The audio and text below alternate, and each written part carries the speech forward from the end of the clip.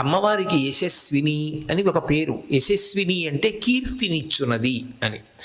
అమ్మవారు కీర్తినిచ్చింది అంటే దాని అర్థం ఏమిటి? ఆ వ్యక్తి చేత మంచి పనులు చేయించింది అని. ఆ వ్యక్తి యొక్క కీర్తి చాలా గొప్ప కీర్తి అనుకోండి, దిగ్దిగంతముల వ్యాపించింది.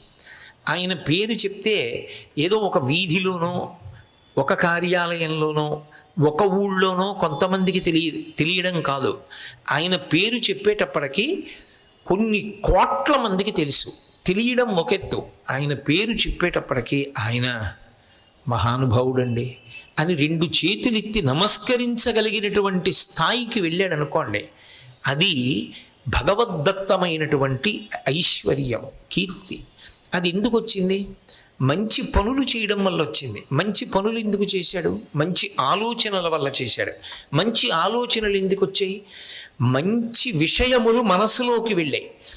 ఆహారం ఏం చేస్తుంది? ఒక్క కన్నంలోంచి లోపలికెడుతుంది, నోట్లోంచి వెళ్ళి శరీరము యొక్క ఆరోగ్యమును నిర్ణయిస్తుంది. కళ్ళతో మీరు ఏది చూస్తే లోపలికెళ్ళిందో, చెవులతో మీరు ఏది వింటే లోపలికెళ్ళిందో, ముక్కుతో వాసన చూసినది మిమ్మల్ని ఎలా ప్రేరేపించిందో, చర్మంతో మీరు ముట్టుకున్నది ఎలా ప్రేరేపించిందో అది మనసుని కదుపుతుంది. ఇప్పుడు మనసు అనారోగ్యమైన కదలికలు కదిలితే పాపములు చేస్తాడు, ఆరోగ్యవంతమైన కదలికలు కదిలితే పుణ్యం చేస్తాడు. అంటే లోపలికి వెళ్ళిన దాన్ని బట్టి మనసు కదులుతోంది, లోపలికి తిన్నదాన్ని లోపలికి తాగిన దాన్ని బట్టి శరీర ఆరోగ్యం ఉన్నట్టే. అంటే అసలు ముందు ఎక్కడ మంచి ప్రారంభం కావాలి? లోపలికి వెళ్ళేవన్నీ మంచివి కావాలి. అందుకే వేదం భద్రం కర్ణీభిః శృణుయామ దేవాః అంటుంది. మేమెప్పుడు మంచి విషయములను మాత్రమే వినిదముగాక. మా చెవులలో చెడు విషయాలంటే ఏవి లోపలికి వెళ్ళి మనసుని పాడు చేసేస్తాయో అవి మా మనసుల యందు ప్రవేశించకుండుగాక అని ప్రార్థన చేస్తారు. ఇంకా పై స్థాయికి వెళ్ళిపోయారనుకోండి, లోకా సమస్తా సుఖినో భవంతు. నేను ఒక్కడిని బాగుండడం కాదు, అందరూ బాగుండాలి, యావత్ ప్రపంచం బాగుండాలి. నా శరీరం బాగుండడం, నేను బాగుండడం అన్న మాటకు అర్థం ఏమిటి? నా కంఠం ఒక్కటి బాగుండడం కాదు, నా నోరు ఒక్కటి బాగుండడం కాదు, నా బుద్ధి ఒక్కటి బాగుండడం కాదు. నాకు కాలు విపరీతమైన నొప్పిడుతోందనుకోండి, సలిపేస్తోందనుకోండి, నేను మాట్లాడగలనా? నా చెయ్యి లాగుతోందనుకోండి, విపరీతమైన నొప్పి వస్తే మాట్లాడగలనా? కడుపులో ఎంతో నొప్పిడుతోందనుకోండి, నేను స్వస్థతతో మాట్లాడగలనా? నేను అంటే అర్థం నా అంగప్రత్యంగములు, శరీరం అంతా కుశలంగా ఉండాలి. నేను అంతా బాగుండాలని, నా శరీర అవయవములన్నీ బాగుండాలని ఎలా కోరుకుంటున్నానో యావత్ ప్రపంచం బాగుండాలి, అందరూ సంతోషంగా ఉండాలి, అందరూ సుఖంగా ఉండాలి. నేను ఒక్కడిని సంతోషంగా ఉండడం కాదు, నేను ఒక్కడిని సుఖంగా ఉండడం కాదు. అది చాలా విశాల దృక్పథంతో కోరేటటువంటి కోరిక. అది అలా కోరగలిగినటువంటి వ్యక్తులు ఉన్నది మన సనాతన ధర్మమునందు. అది మనది గొప్పతనం. వసుధైక కుటుంబకం. ఈ ప్రపంచమంతా ఒక కుటుంబము. అందుకే ఈ దేశం పట్టినంత ఓర్పు, ఈ దేశం ఆగి నిలబడి అవతలవాడు మారాలని కోరుకున్నట్టుగా ఎవ్వరూ నిలబడలేరు. అంత సహనం పట్టగలిగిన దేశం ఈ దేశమే. ఎందుకంటే దెబ్బ తిన్నా కూడా కొట్టే ముందు అవతలవాడు మారతాడేమోనని అవకాశం ఇవ్వగలిగిన దేశం ఈ దేశమే. తప్ప కొట్టాడు కాబట్టి శక్తి ఉంది కొడతామని వెంటనే కొట్టడం అలవాటు లేని జాతి ఈ జాతి. ఆ స్థితి ఎక్కడి నుంచి వచ్చింది అంటే ఈ దేశ సంస్కృతిలో అంతర్భాగం. ఆ మంచి గుణములను పొంది ఉండడం అనేటటువంటిది ఈ దేశంలో చిన్నతనం నుంచి ప్రజలు భగవంతుణ్ణి ఉద్దేశించి ప్రార్థన చేసి పొందుతారు. అయితే భగవంతుణ్ణి ప్రార్థన చేస్తే ఇవ్వడానికి ఆయన ఉన్నాడని ఏమిటి నమ్మకం?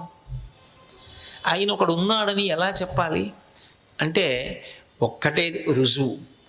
ఎప్పుడైనా భగవంతుడు ఉన్నాడు అని నమ్మడానికి భగవంతుణ్ణే కళ్ళతో చూడవలసిన అవసరం ఉండదు. కొన్ని పనులు జరిగితే ఆ పనులు చేసిన వాడు ఒకడు ఉన్నాడు అని మనం నమ్ముతాం. ఇప్పుడు ఈ వేదిక ఉన్నది, ఈ ఉపన్యాసానికి కావలసిన వ్యవస్థ అంతా ఉంది అంటే ఇవన్నీ సిద్ధం చేసిన వాళ్ళు ఎవరో ఉన్నారు కదా. ఎవరూ లేకుండా ఇదంతా సిద్ధంగా ఉండదు కదా. ఇది చేసిన వాడు ఒకడు ఉన్నాడు, పనిని బట్టి తెలుస్తోంది. నక్షత్రములన్నీ ఒక్కలాగే ఉండాలి, నక్షత్రములన్నీ స్వయం ప్రకాశకములై ఉండాలి అని అన్ని నక్షత్రాలని అలాగే ఉంచిన వాడు ఎవరు? 9 గ్రహాల్లో 7 గ్రహాలు సూర్యుడికి ప్రదక్షిణంగా తిరగాలి, 2 గ్రహాలు అప్రదక్షిణంగా తిరగాలి అని ఎవరు నిర్ణయిస్తే తిరుగుతున్నాయి? వసంత ఋతువు వస్తే మామిడి చిగురు తిని కోయిల పాట పాడాలి, ఎవరు నిర్ణయించారు? ఉగాది వచ్చేటప్పటికి వేప చెట్టు పువ్వు పుయ్యాలి, ఎవరు నిర్ణయించి చేయిస్తున్నారు? కుక్కలన్నీ ఒక్కలాగే ఉంటాయి, ఒక కుక్కకి ఇంకొక కుక్కకి పెద్ద తేడా ఉండదు, శరీర నిర్మాణం ఒక్కలాగే ఉండాలి. మనుష్యులందరూ ఒక్కలాగే ఉండాలి, అందరికీ ఇంత ముఖం, ఆ ముఖంలో అందరికీ 2 కళ్ళు, 2 ముక్కు కన్నాలు, 2 చెవులు, నూరు, 32 పళ్ళు, నాలుక, 2 పెదవులు, 2 బుగ్గలు, నుదురు, అలాగే ఉండాలి కనుబొమ్మలు. కానీ కోట్ల మందిలో ఏ మనిషిని పోలి వేరొక మనిషి ఉండకూడదు. ఎవరు అలా తయారు చేయగలుగుతున్నారు? ఎవరు ఆ మహాశిల్పి? ఎవరు మొగ్గని పువ్వుగా మార్చి దానిలో సువాసనలు అద్దుతున్నాడు? ఎవరు ఇన్ని రేకులకు ఇన్ని రంగులు అద్దుతున్నాడు? ఎవరు ద్వంద్వములను ఏర్పాటు చేస్తున్నాడు? పగలు వేడిగా ఉండాలి, రాత్రి చల్లగా ఉండాలి అని నిర్ణయం చేసిన వాడెవరు? పర్వతం కదలకుండా ఉండాలి, ప్రాణులు కదులుతూ ఉండాలి. చెట్లు కదిలి గాలినివ్వాలి తప్ప చెట్టు ఒక చోటు నుంచి ఒక చోటుకి వెళ్ళడానికి వీలుండకూడదు. జలము ప్రవహించాలి, సముద్రము చిలీలి కట్ట దాటకూడదు, అగ్ని పైకి లేవాలి, నీరు కిందకే వెళ్ళాలి. ఎవరు నిర్ణయం చేశారు? అగ్ని అవసరమైతే కిందకెడుతుంది, లేకపోతే పైకి వస్తుంది అన్నారు అనుకోండి. వంట ఎలా చేసుకుంటారు? ఒక రోజున అగ్ని వెలిగిస్తే కిందకి వెళ్ళిపోయింది అనుకోండి భూమిలోకి, మంట లేకపోతే ఎలా పోయి వెలిగిస్తారు?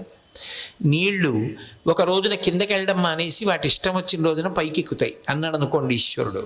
నేను దాహం వేస్తే నీళ్లు తాగితే కడుపులోకి వెళ్ళడం మానేసి తలలోకి వెళ్ళాయి అనుకోండి, ఏమైపోతాను?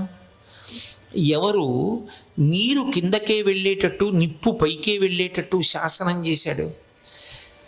ఎవరో శాసనం చెయ్యకుండా ఇవన్నీ జరగట్లేదు కదా. ఇవన్నీ జరుగుతున్నాయి అంటే ఇవన్నీ నిర్మాణం చేసి శాసించి నడిపిస్తున్నవాడు ఒకడు ఉన్నాడు కదా. వాడు కనపడకపోవచ్చు, కానీ వాడు చేసిన పనులు కనపడుతున్నాయి కదా. వాడిని చూశామని చెప్పిన వాళ్ళు సాక్ష్యాలు చెప్తున్నారు కదా.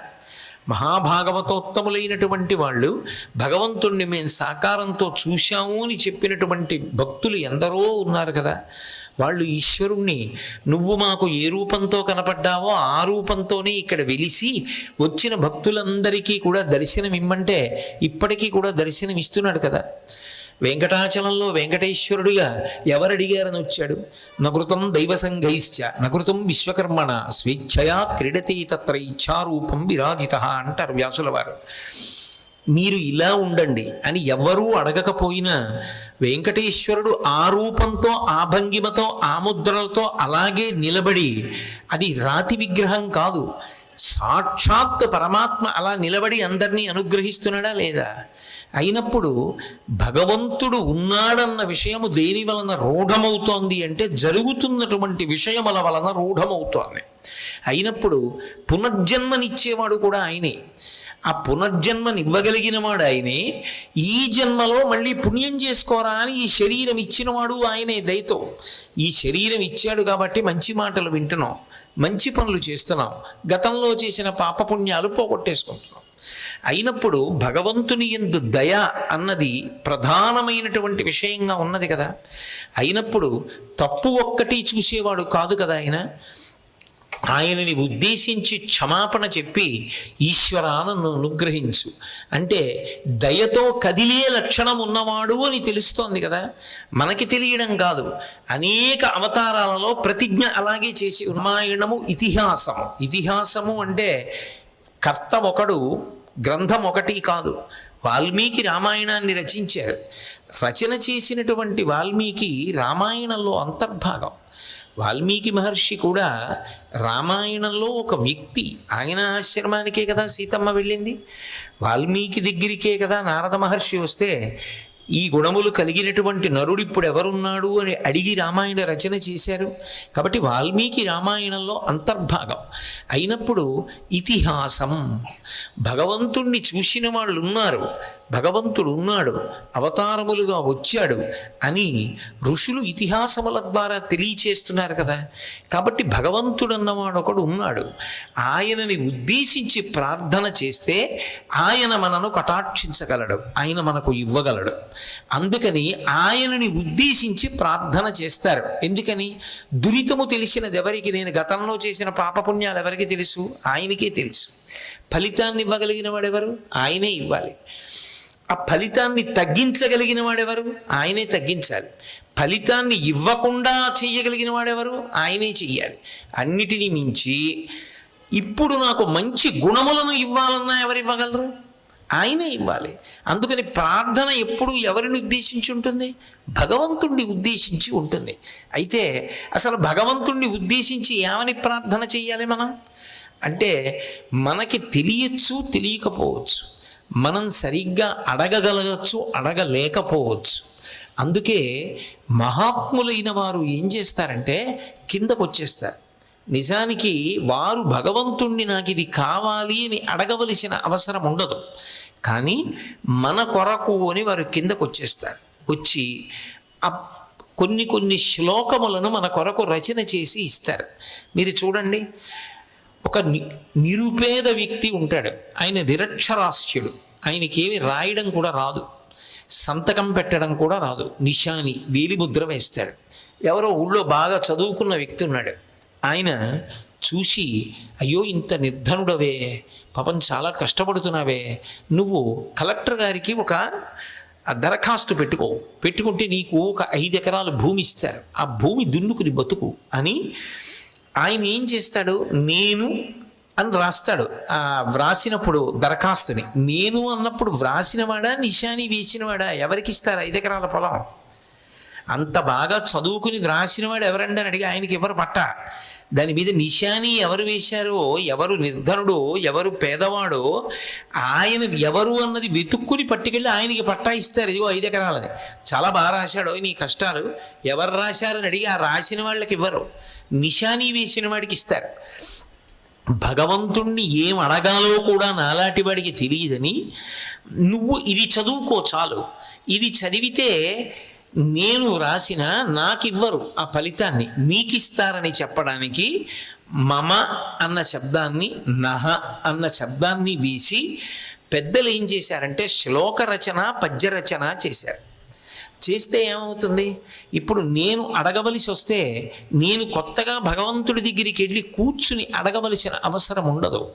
ఆ శ్లోకాన్ని చెప్తాను. అందులో మమ అని ఉంటుంది, నేను అని ఉంటుంది.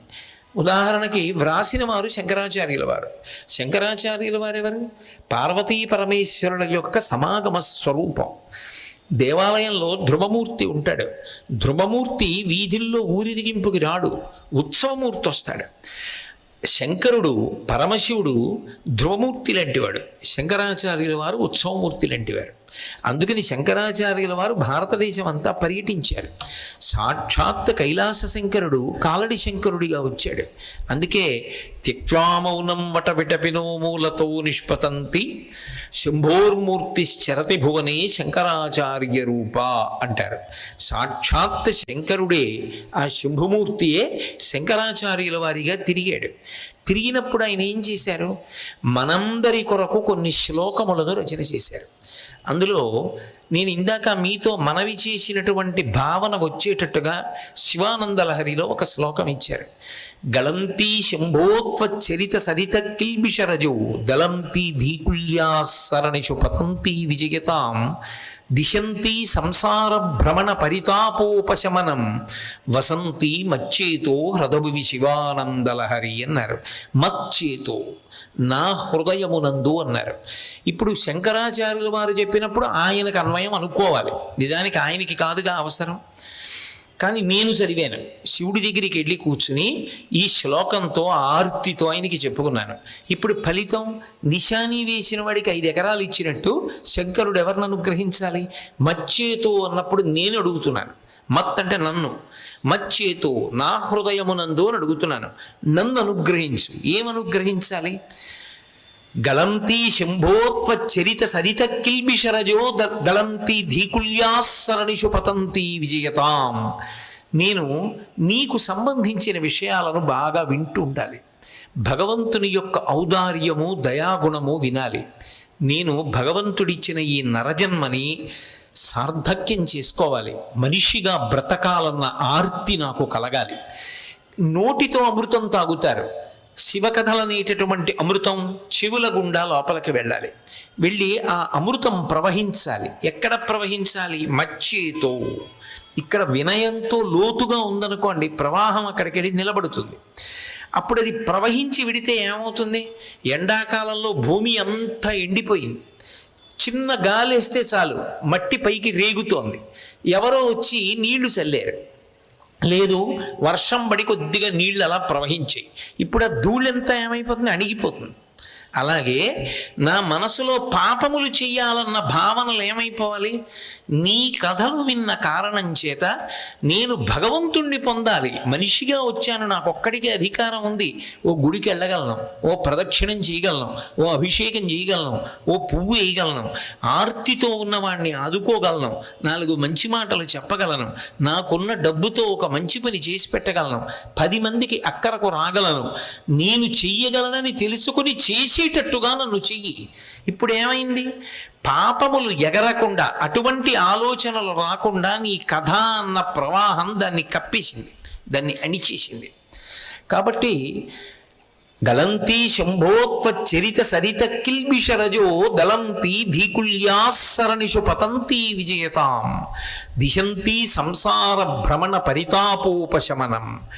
ఆ కథలన్న అమృత ప్రవాహం ప్రవహించి వచ్చి ఇక్కడ నిలబడిపోయింది చెరువు కింద. ఇప్పుడు ఏమైంది? బాగా ఉక్కపోసి తాపంగా ఉందనుకోండి, సాయంకాలం ఇంటికి వచ్చి చల్లటి నీళ్లు స్నానం చేసి వచ్చి కూర్చుని అమ్మయ్యా పడలిక తీరిపోయింది అంటాడు భార్యతో. చల్లటి నీళ్ళకి పట్టరా అంటాడు. ఆవిడ చల్లటి పళ్ళరసం తెచ్చిచ్చింది అనుకోండి, ప్రాణం లేచి వచ్చింది చల్లటి పళ్ళరసం తాగేటప్పటికంటాడు.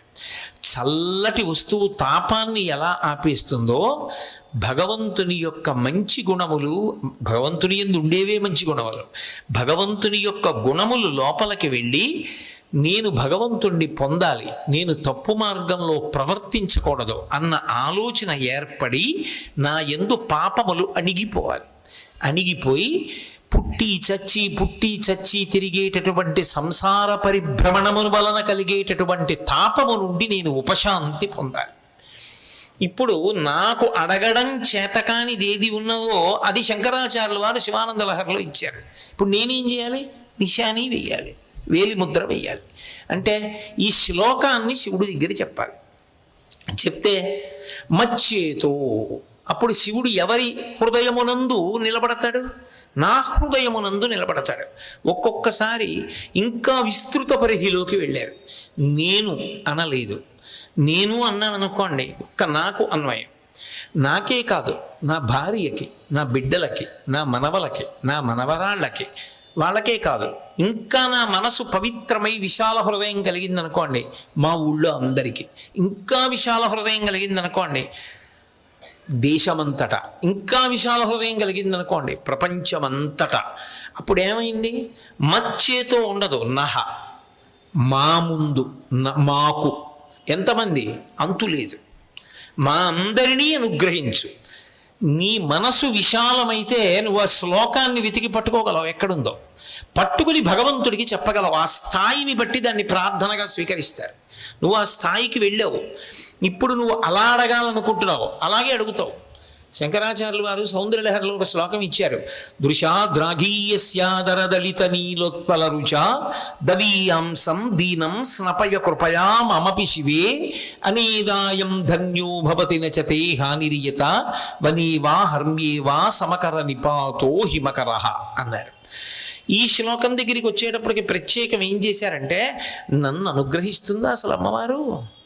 ఇన్ని పాపాలు ఇప్పటికే చేసేసాను కదా అని అనుమానపడుతున్నావేమో, ఆ విషయం ఆవిడికి చెప్పు. అమ్మా నన్ను కూడా అనుగ్రహించు, మామపి, నన్ను కూడా.